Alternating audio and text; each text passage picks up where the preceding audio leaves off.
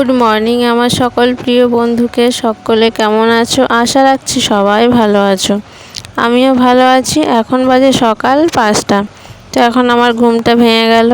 বড়োদেরকে অনেক প্রণাম, ছোটোদেরকে অনেক অনেক ভালোবাসা জানিয়ে আজকের ব্লগটা আমি এখান থেকে শুরু করছি। তো দেখো, সকালবেলা বিছানা থেকে ব্লগটা শুরু করে দিলাম।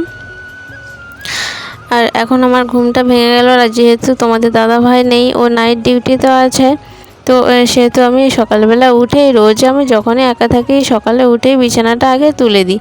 কারণ ও থাকলে বিছানা তোলা যায় না, সকাল সকাল ও ঘুমিয়েই থাকে, ওঠে না। আমি আগে উঠে পড়ি, 8টা-9টার সময় ওঠে, তখন বিছানাটা তুলি। তো না থাকলে তো বিছানা তুলতেই হবে, আর বিছানা ওইরকম থাকলে একটুও ভালো লাগে না। তারপর বিছানাটা গোছানোর পরে আমি এদিকে ঘরটাও ঝাড় দিয়ে নিচ্ছি। তো ওইদিকে বিছানাটা গুছিয়ে ঝাড়া ঠাড়া সব হয়ে গেছে, সব ঝাড় দিয়ে নিচ্ছি ঘরটা। আর যে পাপোশটা ছিল, রোজ পা মোছা হয়, তো সেটাও আমি বাইরে বার করে দিলাম। ওগুলো মাটির ঘর যেহেতু, সেহেতু না ধুলো হয়ে যায়। তো যখনই আমি ঝাড় দিই, সকাল হোক বা বিকেল, ওগুলো আমি সব সময় ঝেড়ে নিই। মাটির ঘর ধুলো হয়ে যায়, আর ওগুলোতে ধুলো থাকলে ধুলো পায়ে ক্যাচ ক্যাচ করে, ভালো লাগে না। তো ওগুলোকে সব সময় ঝেড়ে নিই। আর দেখো, চলে এসেছি বারান্দায় ঝাড় দিতে। তো বারান্দাটাও আমি ঝাড় দিয়ে নিচ্ছি ভালো করে। আর বাইরে যে বস্তাটা ছিল পা মোছার জন্য, সেটাও আমি ঝেড়ে ওখানে পেতে দিলাম। আর যে পাপোশ দুটো ছিল, তো সেগুলোকেও ঘরে নিয়ে গিয়ে পেতে দিলাম।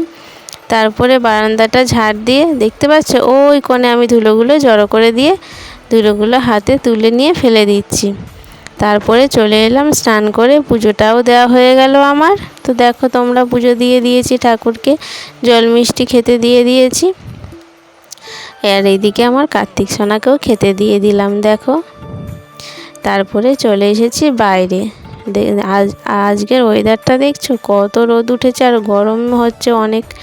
তো ভিডিও করে দিচ্ছিল বড়মশাইকে, বললাম, তখনও ডিউটি থেকে চলে এসেছে।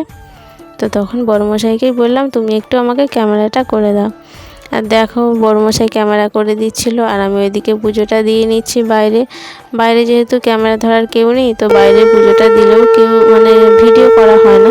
তো যেহেতু বড়মশাই ওখানে ছিল, তো ওকেই বললাম যে ভিডিওটা তুমি একটু করে দাও এখন।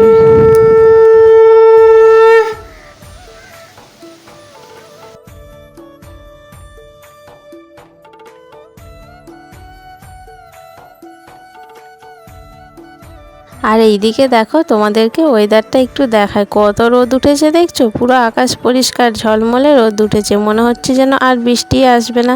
আর যা রোদ, গায়ে নেওয়া যাচ্ছে না, এত রোদের তাপ। আর মনে হয় আর বৃষ্টি হবে না। তারপরে দেখছি মা এখানে মাছ কিনেছে, আর যেহেতু আজকে ডিমের তরকারি করার কথা ছিল, তারপরে দেখলাম মাছ কিনে নিয়ে এলো। কত বড় মাছ দেখছো, 1 কিলো হয়ে যাবে, 1 কিলোর বেশি হবে। আমি জানি না, যখন নিচ্ছিল যায়নি, কিন্তু দেখে মনে হচ্ছে অনেকটাই বড়। ক্যামেরাতে ছোট লাগলেও মাছটা কিন্তু অনেক বড় ছিল, আমি কাটতেই পারছিলাম না। তো তারপরেই দেখো, বললাম না আজকে ওয়েদারটা কত ভালো ছিল, দেখছো কত ভালো। তার কিছুক্ষণ পরেই ঝড় বৃষ্টি শুরু হয়ে গেছে, দেখো কত হাওয়া দিচ্ছে, কত বৃষ্টি শুরু হয়ে গেছে। বৃষ্টি পড়ছে, দেখো তোমাদেরকে একটু দেখাই, দেখো কত বৃষ্টি পড়ছে। ওয়েদারে এখন বোঝা মুশকিল, ওয়েদার কখন কি হচ্ছে, চেঞ্জ মুড চেঞ্জ হয়ে যাচ্ছে, বুঝেছো, এটাই আর কি। তারপরে এদিকে দেখো, আমার রান্নাটাও করে নিয়েছি, ডিম আলু মাছের ঝোল, আর এখানে মাছটাকে ঝাল করেছি। আর ওই যে সকালে বড়মশাই ফ্যানে ভাত খাবে বলে ওখানে করেছিল আলুর ঝাল, তো ওটাই।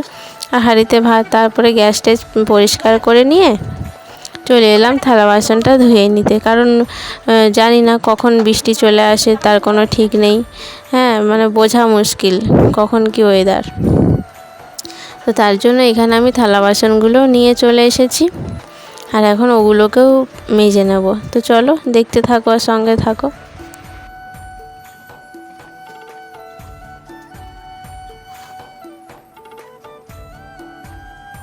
আর ভিডিওটা স্কিপ না করে পুরো ভিডিও দেখার অনুরোধ রইল। আর আমার প্রিয় বন্ধুরা, তোমরা যে যেখান থেকে দেখছো সবাই ভালো থেকো, সুস্থ থেকো, আর আমাকে অনেক অনেক ভালোবাসা দিও, সাপোর্ট করো।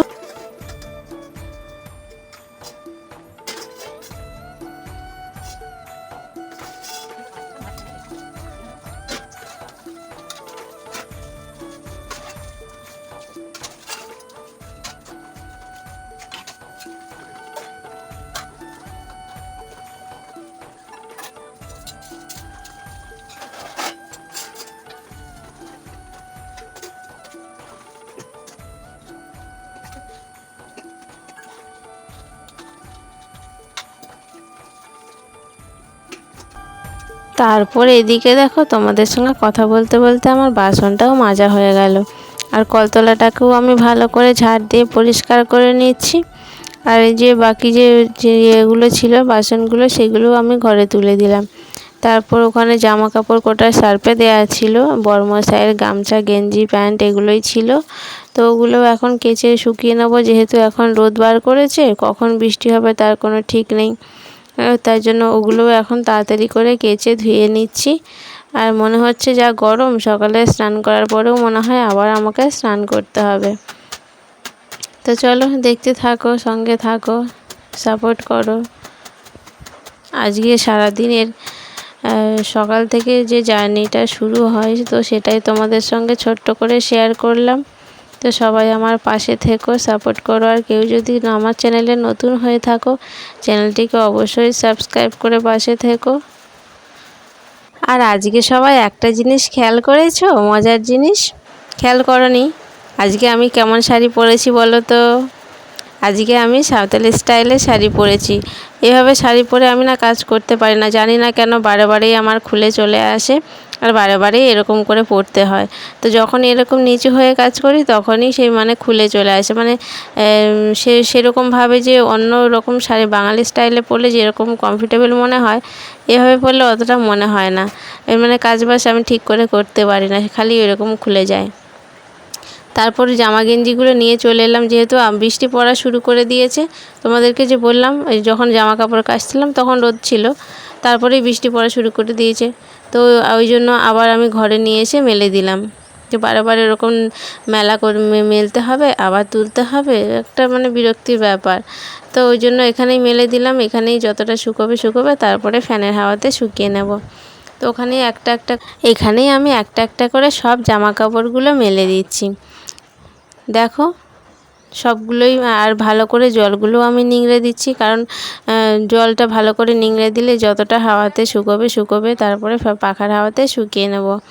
তো ওইটা মেলে নেওয়ার পরে এবার আমি ঘরটাও একটু ঝাড় দিয়ে নেব, কারণ যেহেতু ঘরটা একটু ধুলো ধুলো হয়ে গেছে, সকালে ঝাড় দিয়েছিলাম, এখন আর ঝাড় দেওয়া হয়নি। তো ওই জন্য ঘরের ভেতরটা ঝাড় দিয়ে বার করে নিয়ে তারপরে বাইরের দিকটা ঝাড় দিচ্ছি। তো আজকের ব্লগটা এখানেই শেষ করছি। কেমন লাগলো অবশ্যই জানাবে কমেন্ট করে, আর আমার পাশে থাকবে। অসংখ্য ধন্যবাদ পুরো ভিডিওটা দেখার জন্য। ততক্ষণ সবাই ভালো থেকো, সুস্থ থেকো, আর আমাকে অনেক ভালোবাসা দিও, অনেক সাপোর্ট করো। তোমাদের ভালোবাসা ছাড়া তো এগোনোটা সম্ভব না, তাই না? তো আমাকে অনেক ভালোবাসা দিও, পরিবারের একজন মনে করে, আর আমার পাশে থেকো। অসংখ্য অসংখ্য ধন্যবাদ সবাইকে।